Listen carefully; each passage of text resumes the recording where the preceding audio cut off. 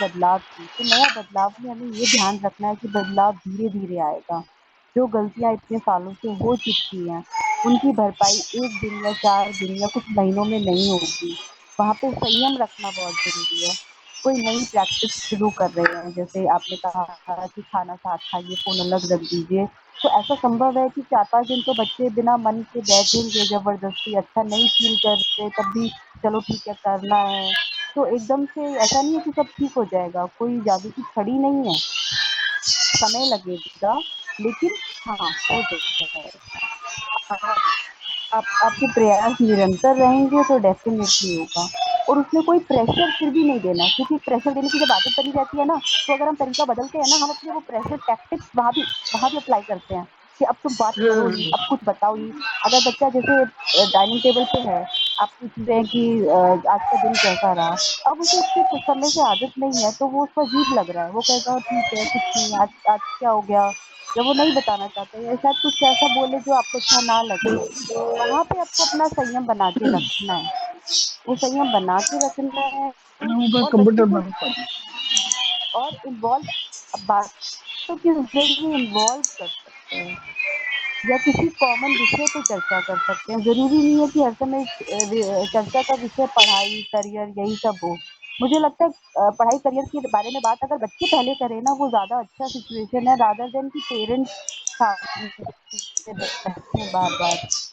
तो अगर पेरेंट्स चाहते भी हैं करियर पे चर्चा करना तो वो कुछ इस तरह से बात को शुरू करें अपने करियर की या अपने समय का एग्जाम्पल देकर जिससे बच्चा उनसे सवाल पूछने के लिए उत्सुक हो, उसमें जिज्ञासा आए।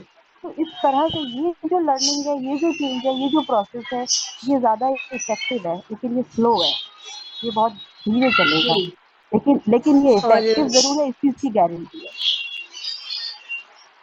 इसमें एक बात और है कि आज की पीढ़ी बिल्कुल इंस्टेंट है। उसे बस 2 हाँ, मिनट मैगी की तरह हर चीज़ चाहिए। आपने कहा आप कहीं आप प्रोसेस कहीं स्लो चले है। जाइए, आप मेरा बेटा रेस्टोरेंट तो चले एक जाइए, चीज तो आप इंस्टेंट रेस्टोरेंट चले बनवा देता है एकदम। उसके आप उसको कुछ रेस्टोरेंट चले जाइए, ऐसा लगता है वहाँ पे कि आपका माउस पे ऑर्डर करता है तुरंत। और अपनी जी, बातें कब शेयर करेगा जब मैं उसको पढ़ाने बैठती हूँ। जब मैं पढ़ाने बैठती हूँ तो उसको सब बातें याद आएँगी, मम्मी आज ये हुआ, मम्मी इसने वो किया, उसने वो किया। जब और ऐसे बैठे रहेगा तब नहीं बताएगा। जब मैं उसको पढ़ाने बैठूँगी ना तब सारी बातें शेयर करेगा वो मुझसे। तो ये जी, बहुत अच्छा तरीका है। आप पढ़ाई का शुरुआत जो है ना इसी तरह से करिए कि 10 मिनट पहले बातें करेंगे और अपना भी बताइए आपका आज का दिन कैसा रहा। आज का दिन आप जब आपको लगता है बच्चा कनेक्ट नहीं हो रहा तो अपने से शुरू कीजिए। आज मैंने ये किया आज और ये करके मुझे अच्छा लगा और ये भी हुआ और ये मुझे अच्छा बिल्कुल नहीं लगा और आज पूरी अपनी बात अपनी शेयर कीजिए। 2 दिन 4 दिन बच्चा नहीं करेगा, 5वें दिन उसका भी मन करेगा वो भी बताए। वो भी चाहेगा कि उसको भी कोई सुने, तो वो बताएगा। बि इट इज़ नेचुरल और जितना नेचुरली चेंज आएगा, सब चीज़ों को नेचुरली होने देना है, तो जो जो फल आप चाह रहे हो पेड़ पर आएँ, वो आएँगे। वो ऐसा नहीं है कि नहीं आएँगे, ज़रूर आएँगे, बस हमें ही थोड़ी जल्दी है, हमें जी, जल्दी है, पता बिल्कुल, नहीं बिल्कुल, क्यों है।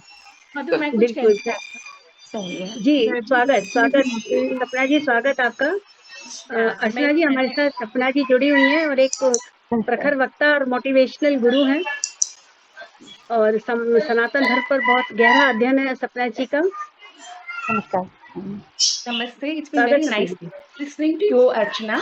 But I've brought up 4 children and I have 8 grandchildren. तो मैं जो बता रही हूँ शेयर कर रही हूँ अनुभव के साथ शेयर कर रही हूँ। एक्चुअली हमें पेरेंट्स को ही एजुकेट करना पड़ता है। बच्चा तो वही होता है जो घर का वातावरण होता है। बच्चे को एजुकेट करना ही नहीं है। अगर पेरेंट एजुकेट हो जाए तो somewhere where we've gone wrong is the generations which have missed being with our Ramayana, with our Mahabharata, with our Sanatan Dharma, the value systems have got lost. तो वो हमें रिगेन करना पड़ेगा क्योंकि colonisation इतना जबरदस्त रहा, हम अपने ही इतिहास से अपने ही जड़ों से कट चुके हैं। तो जो हमें पहले सिखाया जाता था जॉइंट फैमिली सिस्टम था, जो बड़ों का रिस्पेक्ट करना है, अगर कुछ बड़े कहते थे चुप रहना है, वो धीरे धीरे खत्म होता गया क्योंकि एक एक बच्चा न्यूक्लियर फैमिलीज, तो जो बच्चा कहता है पहले हम बच्चों को यहाँ पे बैठाते हैं और फिर हम रोते हैं। हुँ, तो जो हुँ, कहीं गलत हुए हैं, डिसिप्लिन में भी गलत हुए हैं। A child needs discipline, a firm hand, and discipline is a hmm, must. जो हम शेयर हम्म, करते हैं बच्चे के साथ, हमारी हमारी जनरेशन या हमारे जो बेटे बहू हैं, वो जनरेशन सोचती है कि इन लोगों को गैजेट्स दे दो, इन बच्चों को टॉयज दे दो, इन बच्चों को एक्टिविटीज में डाल दो, and parenting is done. No, parenting is not that. Parenting is a hmm, full time 24/7 by 365 job. It never ends. And the same thing is with a grandparent. You have constantly to have a dialogue between yourselves. घर में वातावरण वैसा है, बच्चा वही बनता है, बच्चे की कोई भी गलती किसी भी तरीके की कहीं होती ही नहीं है. बच्चा मिमिक करता है, बच्चा देखता है, बच्चा एक्ट करता है एग्जैक्टली जो घर का वातावरण है. वही जो भाई साहब ने कहा कि मोबाइल हाथ में रख के हम बच्चे को कह रहे हैं मोबाइल मत लो, हम सारा दिन गैजेट्स हम्म, में लगे हुए हम बच्चे को कह रहे हैं, तो इट्स मीनिंगलेस. बिकॉज जी, children do not go on your words, they go hmm, on your actions. आपका आचरण कैसा है, आपका बिहेवियर जी, कैसा है, घर में क्या हो रहा है, क्या मम्मा कह रही है, क्या पापा, क्या दादी बाबा कह रहे हैं, is what the child becomes. And जब पेरेंट जागता है, जब उदंडता उदंडता को जब पहले दिखती है तभी डिसिप्लिन करना चाहिए, वो हम करते नहीं. तो वो हम अगर जब तब नहीं करते, तो जब वो ball goes out of the hand, वो पहले एक टप्पा लगा, फिर दो टप्पा, उसमें तो आप उठा सकते हैं. फिर जब वो बॉल स्लाइड होने लग जाती है, वो इतनी दूर निकल जाती है कि हम उसे उठा नहीं पाते. तो the trick every young parent has to learn कि डिसिप्लिन इज अ मस्ट.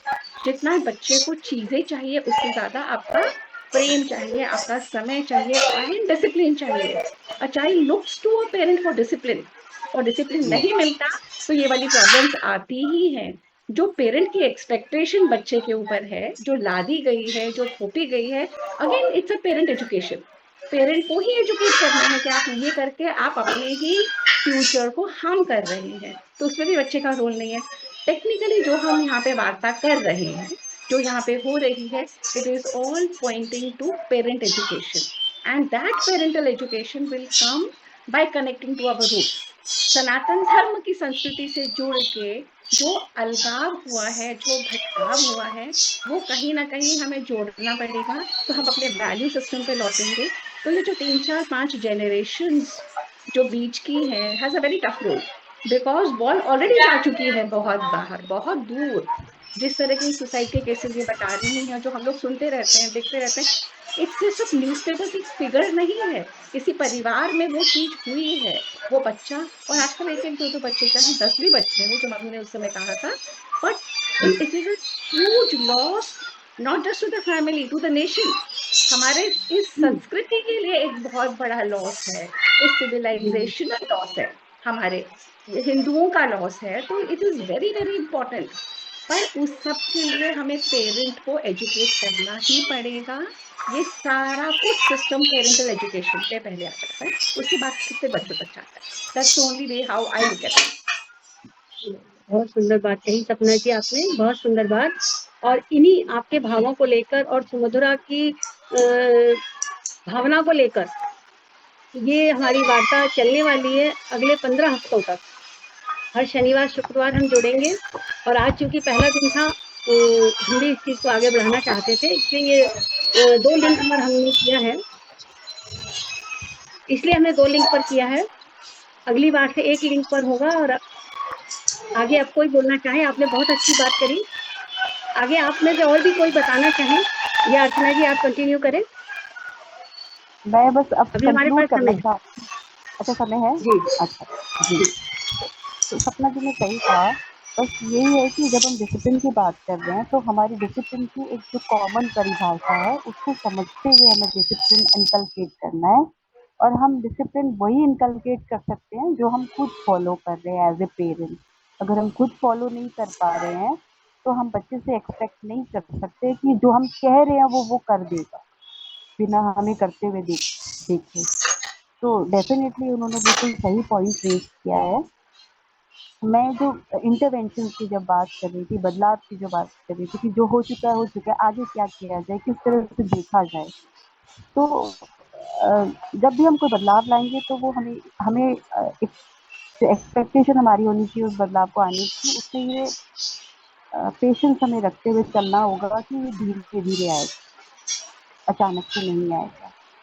और जो बदलाव जहाँ जिन जिन एरिया में लाने की जरूरत है, तो सबसे पहले बच्चे से कनेक्ट होने की कोशिश करनी है। वो कनेक्शन चाहे साथ खेलकर, चाहे साथ खाना खाते हुए बात कर कर हो, है ना? चाहे बच्चे से जब बच्चा जब स्कूल से आया है, उससे आते ही हम उसे जब हम रिसीव करते हैं तब हम उसे अच्छे से मिलें। बच्चा सुबह सोकर जब उठता है तब हमारा जो उससे इंटरेक्शन होता है वो अच्छा हो, वो अनुभव अच्छा हो। बच्चा जब सोने जा रहा है तो वो जो इंटरेक्शन है माता पिता की बच्चे के साथ वो अच्छी हो, तो बच्चे को एक एश्योरेंस रहती है, एक तसल्ली रहती है। अभी तक 99% डिसऑर्डर जो देखने में आ रहे हैं उसमें इनसिक्योरिटी एक बहुत बड़ा कारण देखा गया है, और इनसिक्योरिटी अगर परिवार के एक सदस्य में भी है तो वो मैनिफेस्ट होकर धीरे धीरे स्पाउस में भी, बच्चों में भी, सब में नजर आने लगती है। जो बीमारियां मानसिक तनाव की जो बीमारियों की हम बात करते हैं, और उसका सबसे बेसिक कारण है कंपैरिजन, जो अनकॉन्शियसली या सबकॉन्शियस माइंड में हर समय चलता रहता है। हम कंपेयर ही करते रहते हैं। अगर घर में 4 बच्चे हैं तो उनको आप एक दूसरे से कंपेयर कर रहे हैं। अगर देवरानी जेठानी के या रिश्तेदारों के बच्चे हैं उनसे कंपेयर कर रहे हैं। उसके बाद सोसाइटी के बच्चों से कंपेयर कर रहे हैं, पड़ोस के बच्चों से कंपेयर कर रहे हैं। उसके बाद स्कूल में जो आपकी परफॉर्मेंस है, स्कूल में क्लास के बच्चों से कंपेयर कर रहे हैं। बच्चा अगर रिजल्ट शो करता है कि ये इसका रिजल्ट है, तो सबसे पहले ज़्यादातर माँ बाप ये पूछते हैं, अच्छा ठीक है, क्लास में हाईएस्ट कितने हैं? तुम्हारे दोस्तों के जो उनके साथ रहते हो, खेलते हो, उनके कितने नंबर आए हैं? तो ये, और फिर इससे क्या है, एक तो उनके साथ तो जो गलत है उनको बुरा फील हो ही रहा है, कहीं ना कहीं आगे जाके वो फिर वो भी कंपेयर ही करते हैं। और कुछ बच्चे तो देखिए तर्क भी देते हैं माँ बाप को कि अच्छा, आप मुझे बोल रहे हो, उसकी मम्मी तो उसके लिए ये लेकर आई थी, आप भी लेकर आए मेरे लिए। वो अपनी अपनी जरूरतों के अनुसार उस चीज को मैनिपुलेट करना सीखते हैं। फिर वो पेरेंट को गिल्ट जोन में ले जाएंगे कि सबके उसके वो बच्चा इतने अच्छे नंबर लाता है, उसको ये सब मिलता है, मुझे नहीं मिलता है, मुझे भी दो तभी तो मैं लाऊंगा।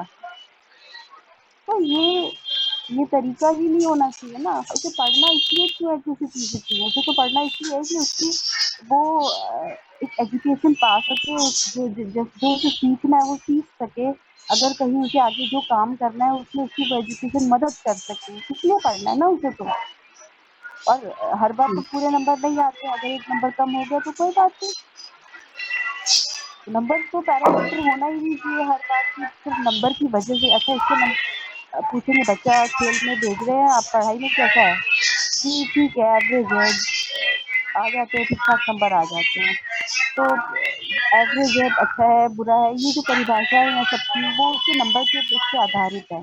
जबकि आप उसे किसी विषय पे चर्चा करके देखिए और तब देखिए वो कितना बोल पा रहा है। अगर नंबर कम भी है लेकिन वो किसी विषय पर अपने आप को अच्छे से व्यक्त कर पा रहा है तो मैं तो कहूँगी वो बहुत अच्छा है। और जो पूरे 100% नंबर ला रहा है लेकिन उसे किसी भी विषय पे बोलने में हिचकिचाहट है, ढंग से बोल नहीं पा रहा है, किसी तरह की परेशानी है, तो फिर ऐसे नंबर का क्या फायदा? क्या करेंगे हम ऐसे नंबर का? जी,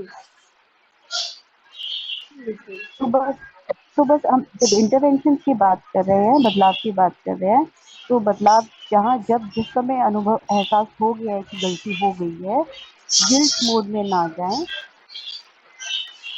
आगे आगे की तरफ देखें कि हो गई कोई बात नहीं, एक्सेप्टेंस लाएं अपने अंदर कि हम मनुष्य हैं, इंसान है, गलती हो गई, और आगे बढ़े। और आगे हमें क्या करना है, और विशेषज्ञ का परामर्श हमेशा लें। बहुत बार विशेषज्ञ वो चीजें हमें बता पाएंगे जो हम खुद नहीं देख पाते हैं। तो वो जी, हमारे लिए एक मिरर की तरह एक्ट करते हैं। मैं बहुत बार ये एग्जांपल देती हूँ, यहाँ भी देना चाहूंगी। राखी जी, आपने भी सुना होगा पहले भी कि जब हम खुद को देखना है हमें, तो हम हमारी आंखें जो है बाहर की तरफ है, तो हमें दुनिया दिखाई दे रही है, हम खुद को नहीं देख पा रहे। जैसे ही हम अपने सामने शीशा लाएंगे तो शीशे में हम अपने आप को देख पाते हैं। तो उसी तरह से जो विशेषज्ञ हैं वो हमें उन उन कारणों पर हमारा ध्यान ले जा पाते हैं और उससे हमें राय राय दे पाते हैं, रास्ता दिखा पाते हैं जिन पे हमें काम करना है। तो उसमें कोई हर्ज नहीं है। आप सब जानते हैं कि मनोवैज्ञानिक जो हैं आजकल अवेलेबिलिटी पहले से बेहतर है, ऑनलाइन भी फैसिलिटीज है। और ये भी बात है, आप सब जानते ही होंगे कि हर क्लाइंट की बात को गोपनीय रखा जाता है, कॉन्फिडेंशियल रखा जाता है, तो कोई डर भी नहीं है। तो मुझे लगता है कि पेरेंट्स को जहाँ जो इश्यूज़ है आगे आके बात करनी चाहिए, सही परामर्श लेना चाहिए। जी, बिल्कुल, बहुत सुंदर बात कही आपने अर्चना जी। मतलब कि एक सही सही सलाह जीवन की दिशा बदल सकती है। जी, जी, अगर जी। हम अगर हमें सही सलाह मिले तो जीवन की हमारी दशा बदल सकती है। हमारे पास कितना समय है सुधा जी? और आज जितने भी गणमान्य विश्लेषक, प्रखर वक्ता और मनोवैज्ञानिक यहाँ जुड़े हुए हैं, सभी से बहुत विनम्र आग्रह है सुमधुरा मंच का कि 10 मई सुबह 11:30 बजे ये होगी, एक स्कूल में लाइव होगी हमारी ये मीटिंग, तो आप उस दिन भी जुड़ें और अगले 15 हफ्ते तक हर शनिवार जुड़ें, आप सब जुड़ें। क्योंकि कहीं न कहीं कुछ अगर हम एक छोटा-सा समाधान निकाल कर लाते हैं समाज के बीच, तो मैं समझती हूँ कि हम शायद कुछ परिवर्तन कर पाएँ। एक भीड़ का हिस्सा बेशक हम ना बने, लेकिन अगर हम थोड़े से परिवर्तन ला पाएँ, तो ये आप सबके सहयोग से ही संभव है। तो मैं चाहूँगी कि आप सब जुड़ें और मेरा ख़्याल है सुधा जी कितनी देर है हमारे पास? हम राखी शर्मा जी को थोड़ा-सा सुनें और हाँ, एक जी, जी राखी जी। जी दीदी। सुधा जी जी कितना दीदी। समय है हमारे पास? हाँ, समय है दीदी अभी हमारे है पास में। दीदी टाइम। फिर भी जी। जी, बिल्कुल राखी जी आपको सुनेंगे और हमारे साथ 2 हमारे भाई लोग ऐसे भी जुड़े हैं जो बच्चों को स्कॉलरशिप प्रोवाइड कराने के लिए उत्सुक हैं। तो आप में से भी अगर किसी बच्चे के बहुत अच्छे मार्क्स हैं, केवल धनाभाव के कारण वह बच्चा वंचित ना रहे अच्छी शिक्षा से, तो उस विषय पे भी आप सब काम करें। पूरी कोशिश रहेगी सुभद्रा मंच की, शेपिंग फ्यूचर की, राजकिशोर जी भाई साहब की कि हम उस बच्चे के लिए कुछ कर पाएँ। राखी जी। नमस्ते, मेरा सबको प्रणाम। फर्स्ट टाइम मैं यहाँ सबसे जुड़ी हूँ और मुझे बहुत अच्छा लग रहा है कि मुझे एक ऐसा मंच मिला जहाँ मैं अपनी बात लोगों से शेयर कर पा रही हूँ। आज का जो टॉपिक है, जो अर्चना मैम ने जैसे बताया, तो मैंने मैं तो इस पे यही कहना चाहूँगी कि जो कनेक्शन की बात हो रही है, ये बहुत ज़रूरी है। अगर ये कनेक्शन हम बच्चों के बीच बना पाएँ, तो इससे हमारी बहुत सारी चीज़ें आगे के लिए मदद कर पाएँगे। तो जैसे कि मैंने कहा था कि कनेक्शन बनाने के क्या-क्या तरीके हैं, तो उस पे हमें थोड़ा ध्यान देना पड़ेगा कि जब हमारा बच्चा हमें अप्रोच करे, बात करना चाहे, तो उस समय पहले तो जैसे कि बात हो रही है कि मोबाइल बिल्कुल साइड में रख दें और उनकी बात को बहुत ध्यान से सुनें। क्योंकि जब हम किसी की भी बात को आई कॉन्टैक्ट करके सुनते हैं, ध्यान से सुनते हैं, तो उसको ये लगता है कि मेरी बात को वैल्यू दी जा रही है। तो जब बच्चे को ये लगेगा कि मम्मी-पापा मेरी बात को वैल्यू दे रहे हैं, तो उनका कॉन्फिडेंस भी बढ़ेगा और वो खुल के बात कर पाएँगे। दूसरी बात है कि हम उनके प्रति एम्पैथी रखें। एम्पैथी का मतलब होता है कि जैसा वो फ़ील कर रहे हैं, वैसा हम भी फ़ील कर पाएँ। कहीं न कहीं हम भी उस एज से निकले होते हैं और हमें भी पता होता है कि इस एज में क्या-क्या चैलेंजेज़ होते हैं, जो बच्चे फ़ेस करते हैं। तो हम उनको उसी तरह से मदद कर पाएँ। तीसरी बात कि उनकी बात को कॉन्फिडेंशियल रखा जाए, क्योंकि अगर हम 4 जनों में उनकी बात को स्प्रेड करते हैं, तो वो कहीं न कहीं बच्चों को बहुत हर्ट होता है कि मैंने तो मम्मी-पापा से ये बात बताई और उन्होंने सबके सामने वो चीज़ बोल दी। तो वो फिर अगली बार बताने में संकोच करते हैं। तो ये चीज़ें ऐसी हैं कि अगर हम इन चीज़ों को ध्यान रखें, तो कहीं न कहीं वो कनेक्शन हम बना पाएँगे और अगर कनेक्शन बन गया, तो फिर एक टाइम ऐसा आएगा कि जहाँ आप करेक्शंस भी कर पाएँगे। जहाँ आपको लगता है कि बच्चे यहाँ पे गलती कर रहे हैं, तो उन्हें समझाइए, बताइए कि ये आपकी गलती है और आप आगे से इस चीज़ को ध्यान रखें, ना कि तुरंत रिएक्शंस दें। तो ये चीज़ें आप अगर ध्यान में रखेंगे, तो ज़रूर आपके कनेक्शन बेटर होंगे। Thank you so much. जी, रश्मि जी, सुधा जी।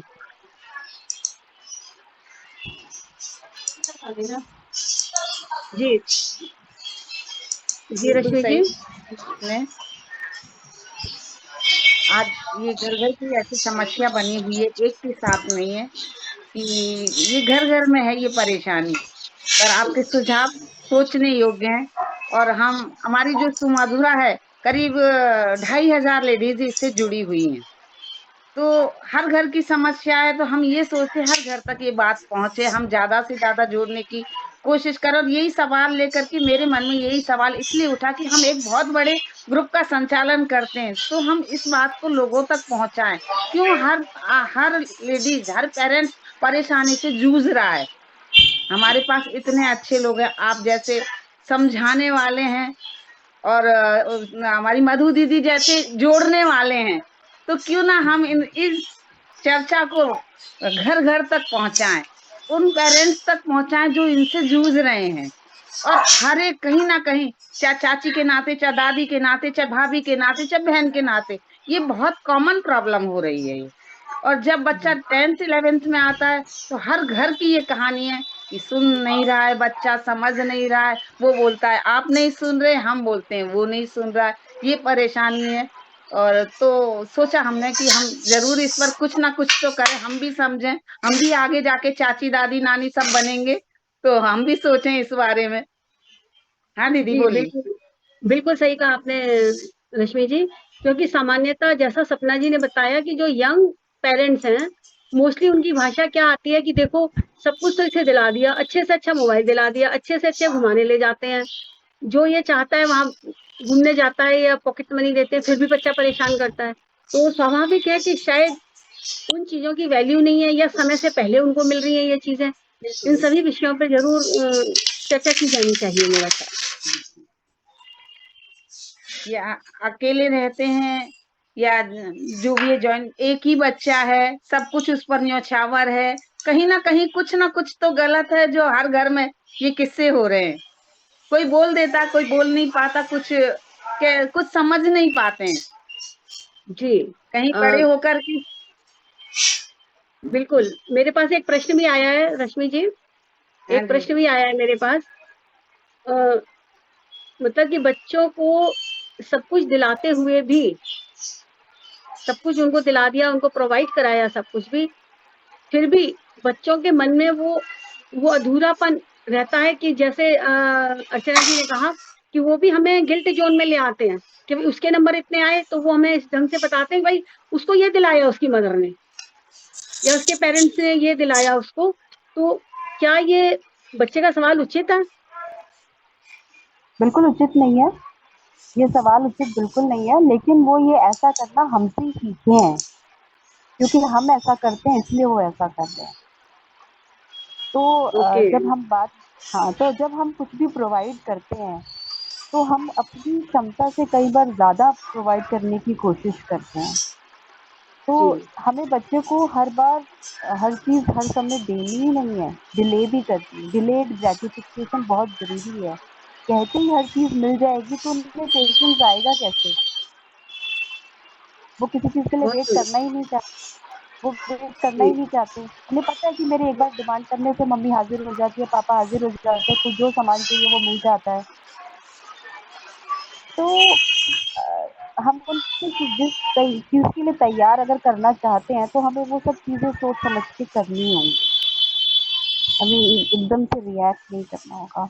और एक मूल मंत्र है हर परेशानी के लिए, जहाँ भी जिस भी चीज़ से जहाँ भी अटको ना, तो बस एक मूल मंत्र है वो याद कर लेना कि extreme of everything is bad. दूध सेहत के लिए बहुत अच्छा है, कंप्लीट फूड है, लेकिन अगर हम हर समय दूध पिएंगे ना, तो हमारा विकास इतना अच्छा नहीं होगा, हमारी सेहत इतनी अच्छी नहीं होगी। तो हमें सब कुछ चाहिए, हमें नींबू पानी भी चाहिए, हमें हरी सब्जी भी चाहिए, हमें दाल भी चाहिए, हमें सब कुछ चाहिए। तो उसी तरह से किसी भी चीज़ की एक्सट्रीमिटी बैड है। तो जहाँ अटकेंगे अपने आप को सिर्फ बीच के रास्ते में लेके आना है। अगर हम बहुत ज़्यादा डिसिप्लिन करते जा रहे हैं, तो छोड़ दीजिए, थोड़ी देर के लिए रिलैक्स हो जाइए, रिलैक्स योरसेल्फ। एक है ना? सवाल मेरे पास भी आया है दीदी, एक सखी का। वो पूछ जी। रही हैं कि 16+ के बॉयज को कैसे हैंडल करें। वो सब कुछ करना चाहते हैं, और एंगर इश्यू भी होते हैं, कैसे हैंडल करें हम। हाँ, 16 साल के बच्चे हैं तो देखिए टीनेज एडोलेसेंस ग्रुप में हैं। और इस समय के जो बच्चे हैं, स्पेशली बॉयज़ में, तो इस समय उनको लगता है कि वो पूरी दुनिया जीत सकते हैं और वो ही सही हैं। तो ये कितनी अच्छी स्थिति है अगर देखा जाए। अगर बच्चे का मनोबल बहुत बढ़ा हुआ होता है ना, तो वो बहुत मेहनत करेगा और बहुत कुछ अचीव करना चाहेगा। लेकिन वही अगर उसको सेल्फ डाउट है, उसको खुद पे कॉन्फिडेंस नहीं है, उसकी सेल्फ एस्टीम लो है, तो वो ही बच्चा उन्हीं क्षमता जो फील कर रहा है उस समय, उनको नेगेटिवली यूज करेगा, गलत दिशाओं पे ज्यादा ध्यान जाएगा।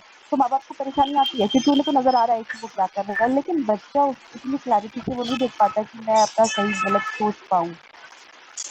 तो अगेन यहाँ पे भी कनेक्शन ही काम करता है।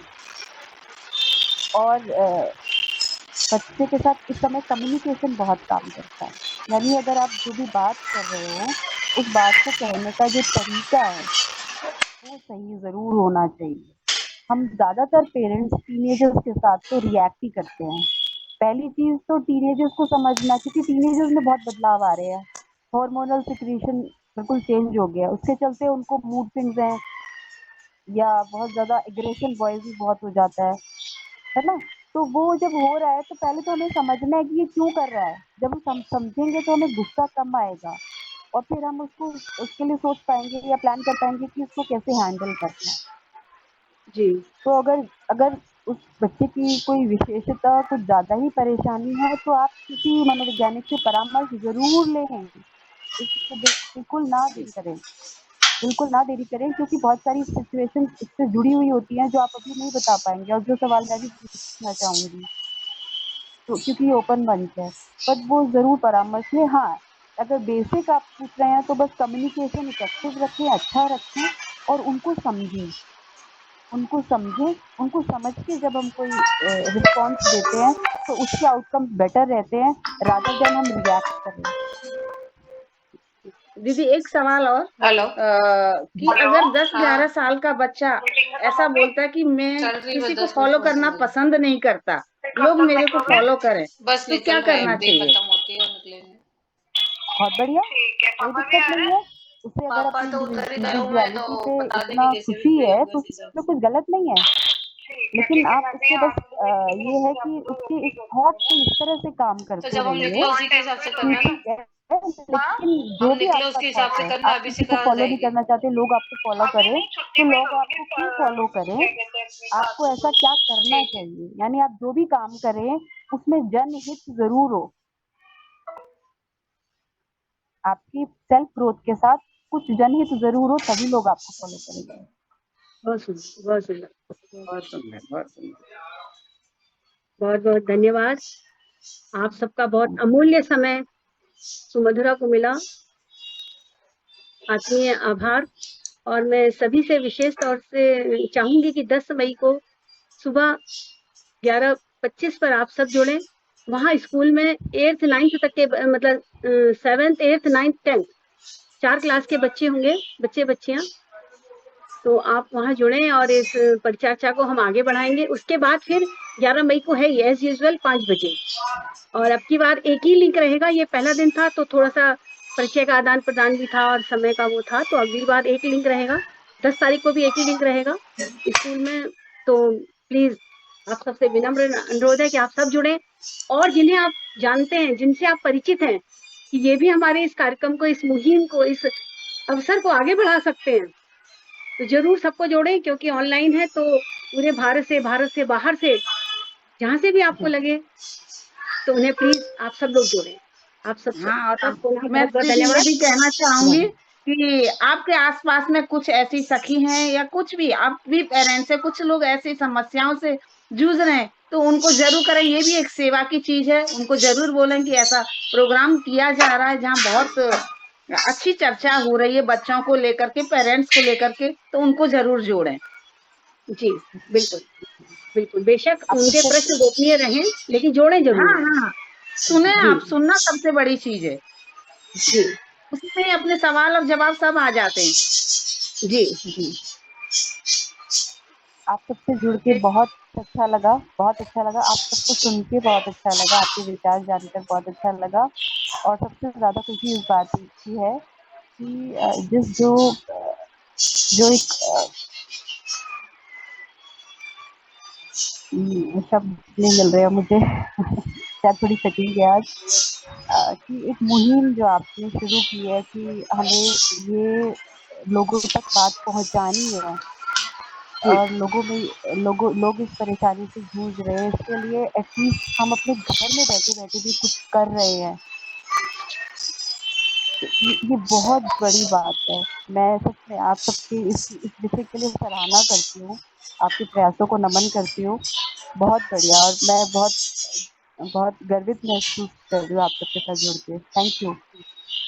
थैंक यू दीदी। तो thank you, thank such you. कहती हूँ दीदी, मेरा थोड़ा काम ऐसा है कि मैं लोगों से बहुत जुड़ती हूँ, पर जब मैं देखती हूँ ना अपने इर्द गिर्द इस तरह की प्रॉब्लम्स देखती हूँ, तो बहुत दर्द उठता है अंदर कि ये हम्म, छोटे बच्चे हैं, पेरेंट्स हैं, क्यों हैं? आज आधी हम्म, जिंदगी उनकी लड़ते लड़ते निकल जाती है। मेरा बच्चा ऐसा कर रहा है, वो मेरी मम्मी ऐसे कर रही है। क्या है कुछ तो रीजन होंगे जो ऐसा माहौल हम्म, चल रहा है आसपास। पहले तो हम्म, 8-8 10-10 बच्चों को पाल लेते थे तो भी नहीं होता था ऐसा। हम्म, मैंने दीदी सच कह रही हूँ, कुछ माओ को ऐसे सुना है कि मैंने भगवान की प्रार्थना करके गलती की कि मेरे को बच्चा चाहिए, नहीं चाहिए मेरे को। हम्म, मैंने ऐसी माओ को सुना है, बहुत करीब से सुना है। तो कितनी दुखी होती होंगी। हो सकता है हमारी परवरिश अच्छी ना हो, हम ये नहीं कहते, और होगी। सबसे बड़ी तो हमारी परवरिश में ही कहीं ना कहीं गलती है। वो ऐसा है ना, शायद यहाँ जितने मनोवैज्ञानिक और मेरे गणमान्य भाई बैठे हुए हैं, वो शायद इस बात को मानते होंगे कि हमने अपने बच्चों को राजा बाबू बना दिया है, कि और हम उनके पेरेंट्स हमें बनना चाहिए। और आजकल जो एक बहुत छोटा सा वाक्य हो गया है, मैं अपने बच्चों का दोस्त हूँ, या हमें दरवाजा खटखटा के जाना है, या मैंने अपनी बच्ची से पानी का गिलास तक नहीं उठवाया। तो मधु हमने जो उन आप कह रही है ना, मधु जो आप कह रही है ना, ये बात बहुत राइट है। पर हर बच्चा जी, चाहता है कि फादर फादर ही रहे और माँ माँ ही रहे। जब हम दोस्त बनने की गलती करते हैं तो हम गलत गड़बड़ा जाते हैं, क्योंकि हाँ, हर रिश्ता मर्यादित ना होने की वजह से ये प्रॉब्लम है। माँ को जी, माँ हम्म, जी, समझना, माँ को बेटे को बेटा समझना, वो आपका दोस्त हम्म, नहीं है। वो आपका हम्म, रिश्ता उससे अलग है, उस बच्चे से अलग है। पिता का हम्म, रोल बहुत इंपॉर्टेंट है। जी, तभी वेस्ट की प्रॉब्लम्स आई हैं जो सिंगल पेरेंट फैमिली में होती हैं, जहाँ पे फादर नहीं है, फादरलेस होम्स हैं। वहां पे एक्सट्रीम लॉस ऑफ फैमिली हो चुका है। जी, फैमिली स्ट्रक्चर कंप्लीटली टूट चुका है वेस्ट पे। अभी हमारे यहाँ परिवार का स्ट्रक्चर है। उस परिवार को बचाने के लिए, जो परिवार प्रॉब्लम में आ रहा है उसको बचाने के लिए हम ये वार्ता कर रहे हैं कि वो परिवार बचा रहे। परिवार तब बचा रहेगा जब पहले बड़े उस परिवार का महत्व समझेंगे और बड़े जुड़ेंगे। बच्चे अपने आचरण से ही सीखते हैं, आपके शब्दों से नहीं सीखते। जब ये बात बैठ जाएगी मन में, it has to fit in to the parent and the grandparent, कि बच्चे आपके शब्दों से नहीं सीखते। They will just do ji, what you do. You have to correct yourself. There is no shortcut. And parenting and grandparenting is a lifelong job. आप इससे हाथ नहीं धो सकते। अगर आप ये जी, सतत करते रहेंगे तो फिर धीरे धीरे धीरे वो वो रस्सी वाला है ना जो कबीर जी बोलते हैं, धीरे धीरे धीरे आप मिनटों में ये रिजल्ट एक्सपेक्ट नहीं कर सकते, क्योंकि प्रॉब्लम इतनी मैग्नीफाई हो चुकी है। जब प्रॉब्लम इतनी बढ़ चुकी है, उस प्रॉब्लम को जाना हमें यहाँ पे है, और जहाँ हम यहाँ रहे तो धीरे धीरे धीरे धीरे धीरे करके कोर्स करेक्शन करना पड़ता है। उस धीरे धीरे is going to be very difficult, not going to be easy. तो उसमें जो पेरेंट है या ग्रैंड पेरेंट है उसको काउंसलिंग चाहिए, उसको सतत काउंसलिंग चाहिए। आपको क्या बिल्कुल, करना है, कैसे करना है, क्या शब्द बच्चों के सामने नहीं बोलने, क्या टोन नहीं बोलना। बच्चे आपका हाव भाव पढ़ते हैं, नॉट इवन योर वर्ड्स। बच्चे समझते हैं कि आप कह कुछ रहे हैं, आपका मीनिंग कुछ और है, आप सोच कुछ रहे हैं, कर कुछ रहे हैं। जब तक आपके थॉट वर्ड डीड और एक्शन में समानता नहीं आएगी, अलाइनमेंट नहीं आएगी, तब तक आपका कुछ भी कहना मीनिंगलेस। बच्चों पे इम्पैक्ट पड़ता ही नहीं। You can go on talking, it is meaningless. It has to start with you. The journey has to start with the parent and the grandparent is my view. It बच्चों के ऊपर rest नहीं करता। पर yes I understand कि जब बच्चा इतना प्रॉब्लम में है, कैसे हेल्प करे, पर पहले आपको अपने आप को हेल्प करना पड़ेगा, तब आप उसको जी, हेल्प कर पाएंगे। आपको शांति बरतनी पड़ेगी, संयम रखना पड़ेगा। आपको अपने लिए ट्रैक आइडेंटिफाई करना पड़ेगा, आपका गोल क्या है, आपका एंड पॉइंट क्या है, आप बच्चे से क्या चाहते हैं। उस गोल को, एंड पॉइंट को आइडेंटिफाई करके you have to work towards it. तो पेरेंट का बहुत इमोशनल उसका स्ट्रेंथ, एंड आजकल सारे वर्किंग पेरेंट्स हैं, ना माँ के पास टाइम है ना बाप के पास टाइम है, बच्चा क्रैश में है, अगर ग्रैंड पेरेंट्स भी नहीं है घर में तो अनफॉर्चुनेटली यही रियलिटी है, बच्चे जी के पास कोई सिस्टम नहीं है, सपोर्ट सिस्टम, वो क्रैश में है या वो कहाँ है, किस वातावरण में है। तो एक्चुअली एक्चुअली तो भगवान ही बचाए। परिवार को जी ही स्ट्रेंथन करना पड़ेगा, परिवार के बिना ये चीज पॉसिबल नहीं है। और जो लोग अफोर्ड कर सकते हैं ग्रैंड पेरेंट्स को अपने साथ रखें। ग्रैंड पेरेंट का बहुत बड़ा इमोशनल सपोर्ट है आपके बच्चों के लिए, जो या आप ग्रैंड पेरेंट के पास चले जाएं, जो एक ग्रैंड पेरेंट इमोशनल कोशेंट दे सकता है बच्चे को, वो पेरेंट्स नहीं दे सकते, क्योंकि पेरेंट्स अपने ही लाइफ में है, अपने ही मम्बो जम्बो में, अपने ही यहाँ पे उलझे रहते हैं। हम सब भी उलझे हुए थे, है ना? तो जी बिल्कुल ग्रैंड बिल्कुल। पेरेंट, जिसके पास अगर ग्रैंड पेरेंट की व्यवस्था है, please go back to your paternal home, या उनको बुलाएं अपने पास, रिक्वेस्ट करें कि पापा मम्मी आओ हमारे साथ रहो। उससे बढ़ के आप अपने बच्चों के लिए कोई गिफ्ट नहीं दे सकते, इज माई बहुत व्यू, सुंदर, इज माई व्यू। बिल्कुल बहुत सुंदर बात कही आपने। आपकी दीदी भाषा को कहूंगी कि हमारा चलो टाइम चलें खत्म हो रहा संयुक्त परिवार की ओर। जी हम बिल्कुल 10 लोग बिल्कुल। रहते हैं इकट्ठा, सिंगल किचन होम है, हम 10 लोग हैं और 4 जनरेशन हैं। बट यस, जब बर्तन एक साथ रहते हैं खड़कते भी हैं, पर एक को संयम रखना पड़ता है, उस परिवार को उससे निकाल के ले जाना पड़ता है। एंड एट द जी एंड 90 वर्ष का हो चाहे 9 महीने का बच्चा हो, वो सबको वो टेक केयर करता है, वो परिवार, बहुत सपोर्ट सिस्टम मिलता है, है ना? पर थैंक उसके यू लिए सो हमें मच। उसके लिए हमें कार्य करना पड़ता है, उसके लिए पहले हमें अपने ऊपर, हमें अपने अंदर सारे काम जो है ये खुद के करने के लिए, मेरा बच्चा ऐसा मेरा बच्चा वैसा नहीं, पहले आपको ठीक करना पड़ेगा। एंड वो बहुत डिफिकल्ट है, तो हम करते नहीं, हम कॉन्स्टेंटली बच्चों को ब्लेम करते चले जाते हैं।